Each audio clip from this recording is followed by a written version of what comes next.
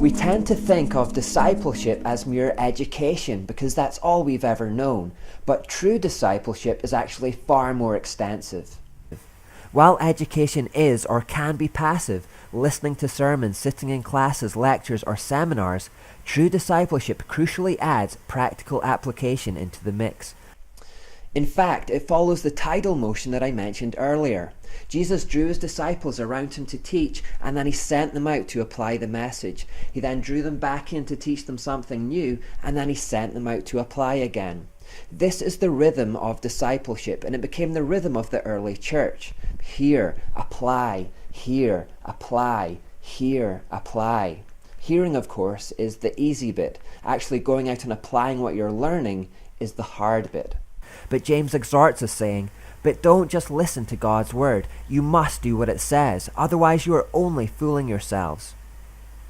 Jesus himself said, "Why do you keep calling me Lord, Lord, when you don't do what I say?" In other words, listening is good, but it's not enough. We have no right to call him Lord if we never act on what he says. After the coming in, there must always be a going out. There is actually no such thing as passive faith. Honestly, there are endless opportunities to absorb knowledge and information today. There are endless opportunities to be educated. We can attend infinite services and conferences. We can access literally millions of sermons over the internet or on satellite TV. We can access millions of books or articles in print or online. In this information age, we are not starved of opportunities to hear teaching from the Bible. We are not starved of opportunities to be educated. But if all we do is absorb information, we're simply wasting our time and we're fooling ourselves. Even if we find really good teaching, it's useless unless there's a transition to action. We must apply what we're learning. This is the key difference between mere education and true discipleship.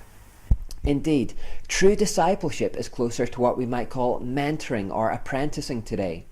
Jesus didn't establish a seminary, school, or institution and then tell his disciples to come to lectures or classes 3 times a week. He didn't even establish a church building and then tell them to come to services 3 times a week. It was much less formal than that, and it was much more proactive and practical than that.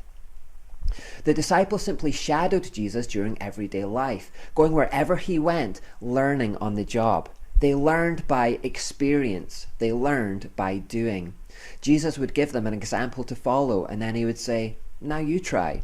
He required that they get their hands dirty. He demanded that they act on what he was telling them.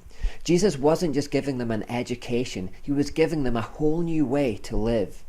Indeed, before Christians were called Christians, they were simply called followers of the way. It was a lifestyle.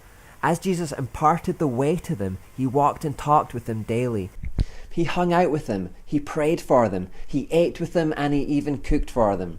He used the naturally occurring events of daily life as opportunities to teach important allegorical principles. He gave them goals to achieve. He led by example. When he wanted to teach his disciples about humility, he literally got down on his hands and knees and washed their feet. He didn't ask them to do anything he wasn't willing to do himself. In that way, he proved his integrity to them. They became close friends because of the time they spent together as a group, and through it all, Jesus was personally making sure that each of them were trained, equipped, and empowered to go make disciples of their own, putting into practice everything that they had learned from him. He did this so that their disciples could make disciples of their own, who could then make disciples of their own, who could then make disciples of their own, and so on.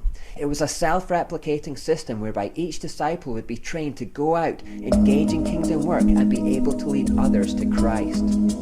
This self-replicating system of discipleship had 2 incredible benefits.